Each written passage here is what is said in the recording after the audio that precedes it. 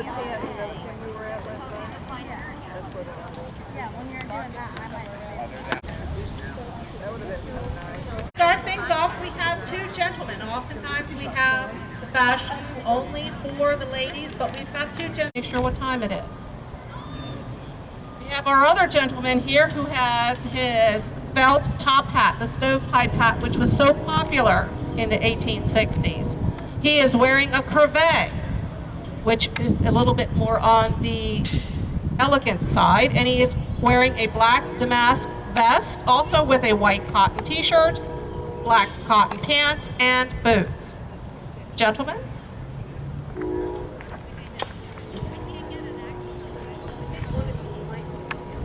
Look at them. Is that too far or too close? Just enough to see.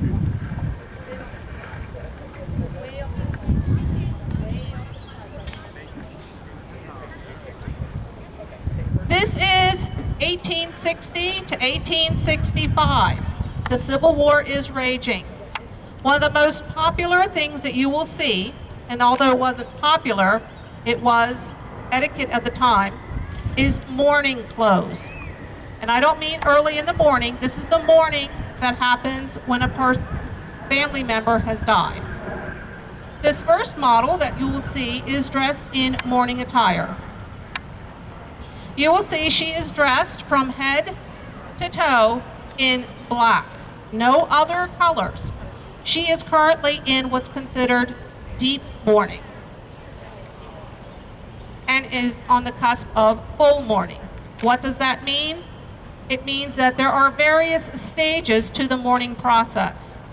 She is wearing a black silk skirt, a black blouse, black gloves, and of course she has her veil over her black bonnet.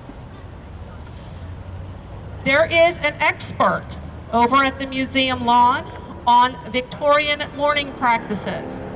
If you would like to know more about this etiquette that was very important during the Victorian era, please go to the museum front lawn after the show, and you'll be able to get all those details.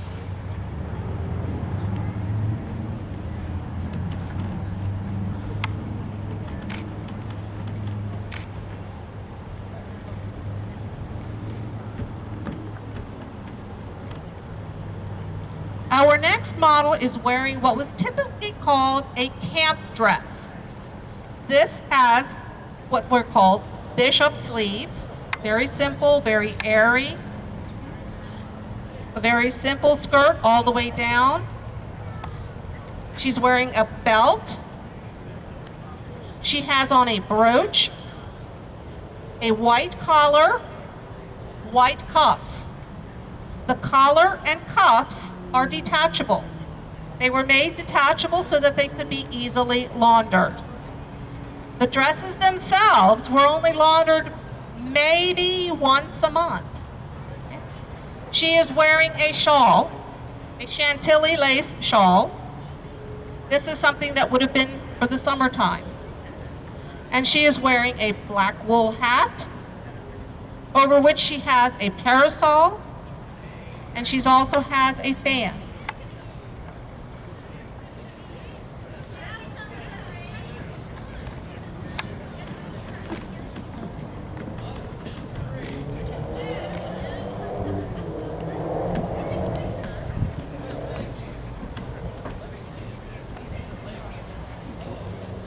Our next model is wearing a replica of a senator's gown that is in the Historical Society Museum in Minnesota. This dress is a T-bodice. It has a peplum back. This dress also has a slight bustle, which was just the precursor of bustle that would come many years later.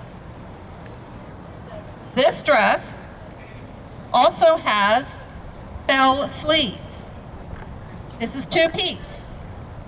This is one piece, and it has a secondary piece sewn on here. She is wearing undersleeves with cuffs that can be convertible, that can be worn down, or worn up. As I said, this is a replica of a museum piece. This particular museum piece had cufflinks as opposed to buttons on the cuff. It has fringe all the way around. She is wearing a hairnet that has small beads in it. This was a very popular style for the young ladies at the time. She is also wearing a reticule, a small black drawstring bag. They were not called purses. They were called reticules.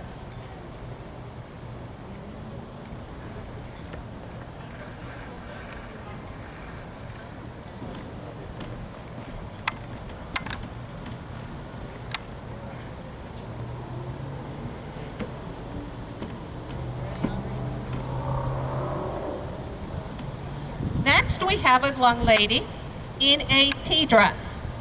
And what we mean by tea is ladies went to visiting. And they went to their friends and neighbors' houses and other family members' houses to have tea. This particular bodice is called a tea bodice. During the Victorian era, trim was very important. The dress pieces were very much the same. This skirt has knife pleating. And as you can see here, just like regular pleats. It is a two-piece set, but it looks like a three-piece set. It looks like a jacket with a blouse underneath, but it is one piece. And it has this pleating all around the edge. Very popular. It also has the pleating on the sleeve. If you notice, this sleeve is rather wide. It's very long. This is called a pagoda sleeve. That was the style that this was called. She too is wearing undersleeves. You're probably wondering, well, why all these undersleeves? In the Victorian era, you were covered from neck to toe. It was considered unladylike to have any skin showing prior to the sun setting. That's why from the wrist to the neck, all the way down, you see no shoes. Okay. She too is wearing a black felt hat, which was very popular in the day. And look at her earrings. Dangle earrings, silver metallic. Yes, silver metallic was a very popular color, and a lot of things were trimmed in silver.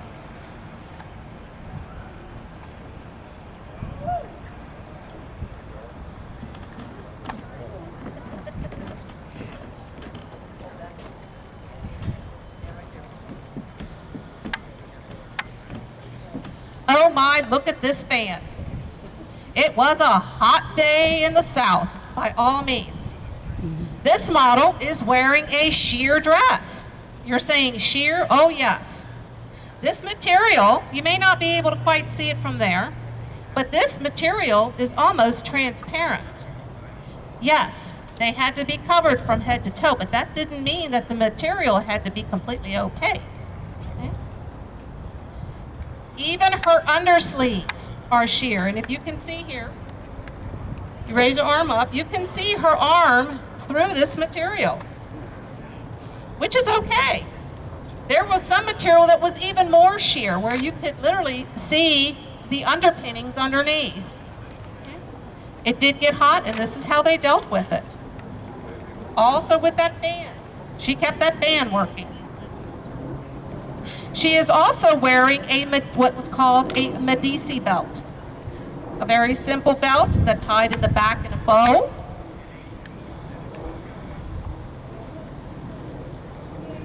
As opposed to just the belt and buckle. She also knows what time it is. She wears her watch chain.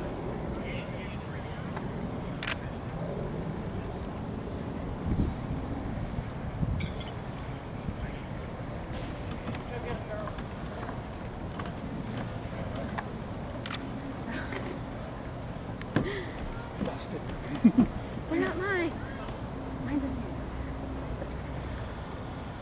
Okay, we'll put a caption in. We have next a very stylish young lady. She is wearing a pink dress. Pink was reserved for the young ladies. I know nowadays a lot of us wear pink at all stages, but pink is a color that was reserved for the young ladies. Her dress is also two pieces. She's got a bodice, a T-bodice, and this skirt is called a two-tier, a traditional Victorian two-tier skirt. And it has here lace trim. Lace trim was called blonde. She is wearing undersleeves also because she has the open sleeve. And she is also wearing what we call the attitude hat. This hat has feathers and dried flowers. Here in the back, it's got a lace. And she is with her parasol. Very typical of visiting dresses. Also going to the market, also going to a tea.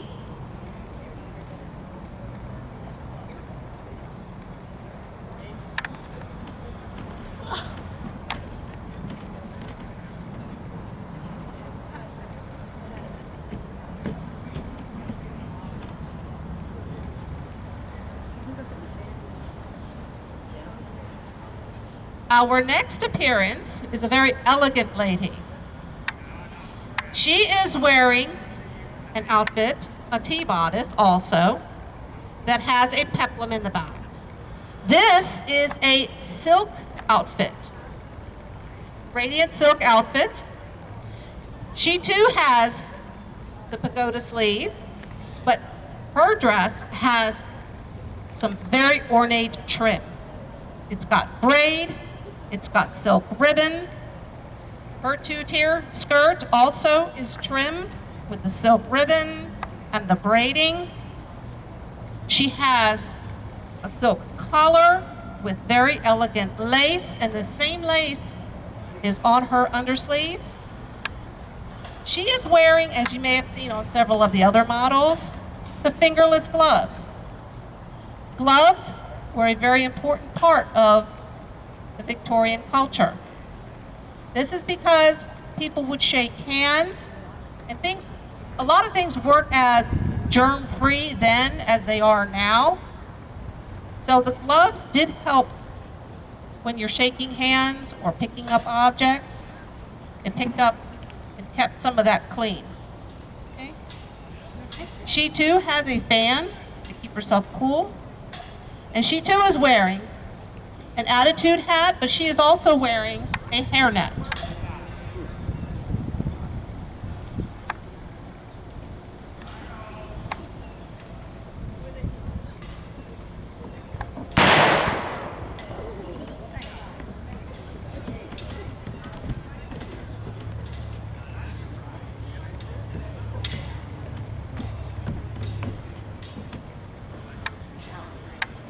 Our next young lady, we can tell is a young lady. How do we know that? Because of the length of her skirt. Of all the dresses and skirts we have seen so far, they have all come to the floor. You did not see her shoes. With this young lady, you do. And the reason for that is you were able to tell the age of a young woman by the length of her dress. When you think of a little 6-year-old, their skirt is up to the knees. When they're 8 years old, it's a little bit below the knees. When they're 10, it's right about the calf. If we look at the length of this skirt, we would take this young lady to be somewhere between 12 and 13 years old. She is also wearing her hair down. Her hair is not up. Okay?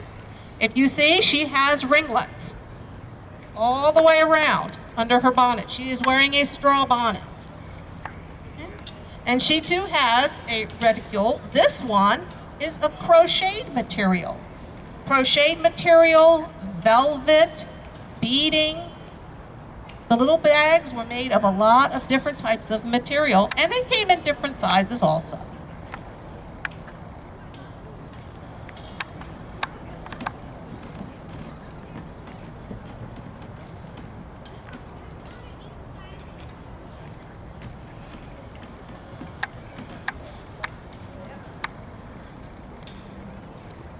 we have here another outfit that lends ourselves to visiting, going to the market. This young model is wearing a skirt with a non-matching bodice. 1860 to 1861, most bodices matched the skirt. But in about 63, they started changing that and intermixing different colors and patterns. She is wearing an aqua blue and print striped skirt with a black T-bodice. Again, this is one. This one has a peplum in the back with a very ornate braiding. And it too looks like it's two pieces in the front, but it's really one. But this is a good show of how they mixed one piece with another. It was often done to help maximize one's wardrobe.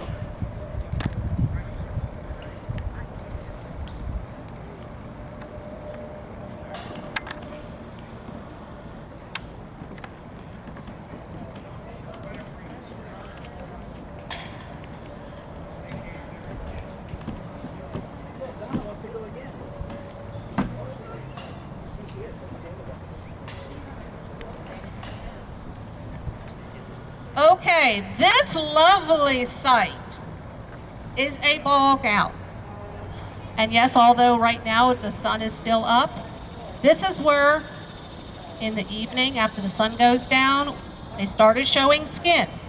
You see the whole shoulder, the neckline is open, and also her arms, even though she is still wearing gloves. Her hair is fancy. Look at these ringlets and the flowers in her hair. Now, in 1855, synthetic dyes were invented. We look at the photographs from the Civil War and all we see are black, white, shades of gray. But they had very vibrant colors in the day due to these synthetic dyes. And this dress is a beautiful example of that. This ball gown has what's called a bertha. This is a separate piece that is hung over the shoulders of the ball gown, and the berthas were often changed to make ball gowns interchangeable. She too is wearing a reticule that is embroidered. And of course she has a very fancy fan. Gold, glitter, and metallic threads were very common, although they were expensive, so very few had them.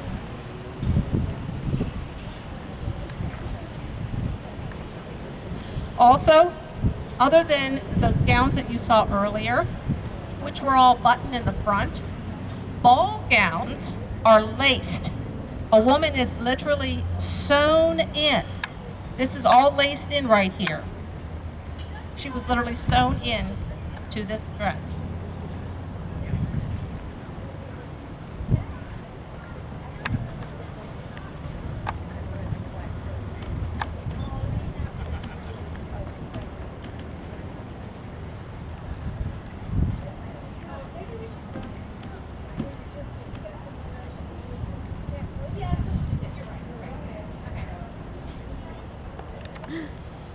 Okay, many of you have asked us, are you hot in those dresses? Well, just to give you an idea, what you see is only the outermost layer. We're now going to show you what's underneath. We're going to start with the socks and shoes. Oh my, she's become indecent. She's showing you her ankles. She is wearing striped socks. Yes, they had striped socks. And she's wearing little black booties. Elastic was invented in 1837 in France. It did not become widespread until after the Civil War. However, elastic gussets in shoes was common during the Civil War. She is wearing pantaloons. Pantaloons are the little drawers that you see here. Okay? They oftentimes had lace or ribboning or pleats.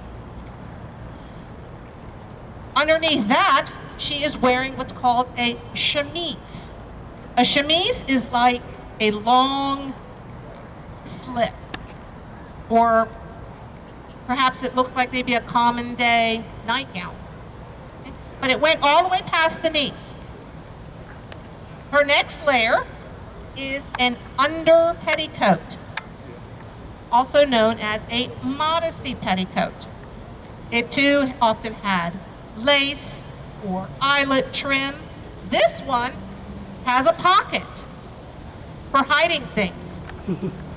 Many a Civil War spy was able to hide contraband and important Civil War logistical information in the folds of her skirts.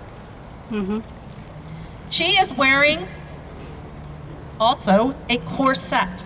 Yes, that is that item that makes you have a very thin waist.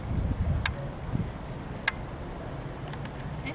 This has the boning in it, whalebone at the time, sometimes steel, and it's tied in the back. Many of you may have seen the movie Titanic where she's standing there like this and getting tied in. Well, that's how it was done. Over that, she is wearing a corset cover, which is like a little blouse. That's to hide the corset itself, should it accidentally show through any of her clothing, especially if she's wearing something sheer. She is then wearing a hoop skirt. Underneath this vest is a hoop skirt. Depending on what type of dress is being worn, if it's a simple camp dress that was being worn, a lot of times they didn't have the actual hoops, they had ribbon cording. This hoop skirt would have been worn for a tea dress or even for a ball gown. They ranged in size from a 90-inch in circumference if you're going to be riding in a carriage to about 150 inches in circumference if you're going to a ball. Over the hoop skirt, she is wearing an over petticoat. That is this. The purpose of the over petticoat was to hide the lines and the ribbing from the hoop skirt. She has her hair down. And you're thinking, oh my, she's got wonderful long hair. Not only did they use their own hair, but they also used hair extensions. No, that's not a modern day. It goes back a long time. They would save their hair from their hairbrushes, and they would make extensions and also buns. These things were called rats, and they were used to accentuate the hair. And of course, she has a fan, and her fan is of peacock feathers.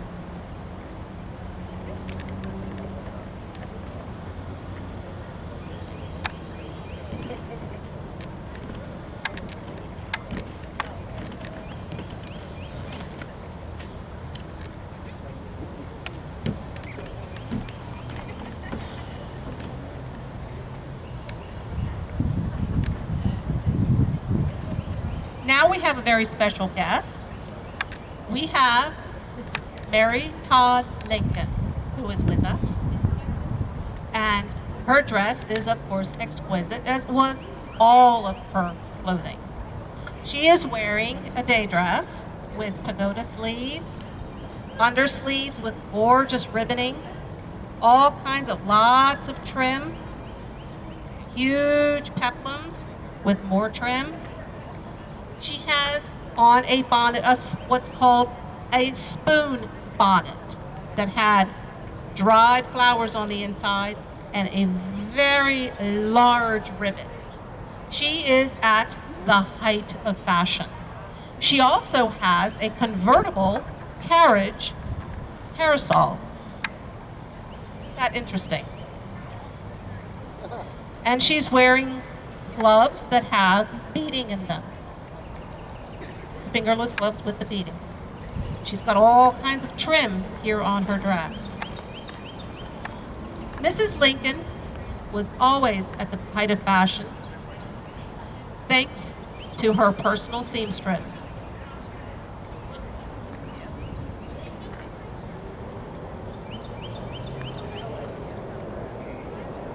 I would like to introduce you all to Elizabeth Keckley.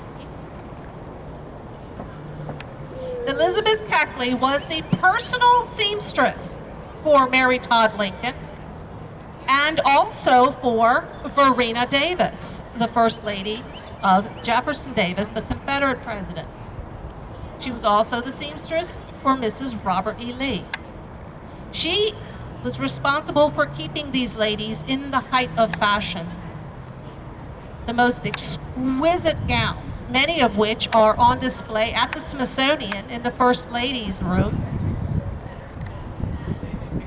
She was their correspondent, and she kept them always, as I said, in the height of fashion.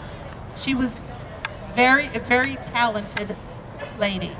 And she did write a book about her time in the White House. I encourage you all to learn more about Elizabeth Keckley. Ms. Keckley will be joining you. She is going to be the person who will answer all of your questions regarding all of these gowns, as she is the experienced seamstress. She will have all these answers for you. Please ask as many questions of her as you can imagine. Thank you, Ms. Keckley, for joining us today.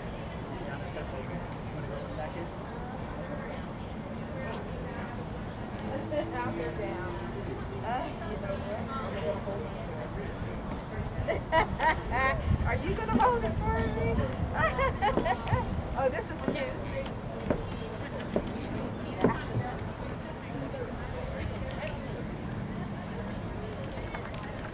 I would like also want everyone to know that Jefferson Davis is going to be reviewing his troops at 1:30 if you'd like to see that. I thank you all for coming to the fashion show today. I hope you were able to learn something of the fashions of the 1860s. And please do go to the lawn at the museum for more information on some of these topics.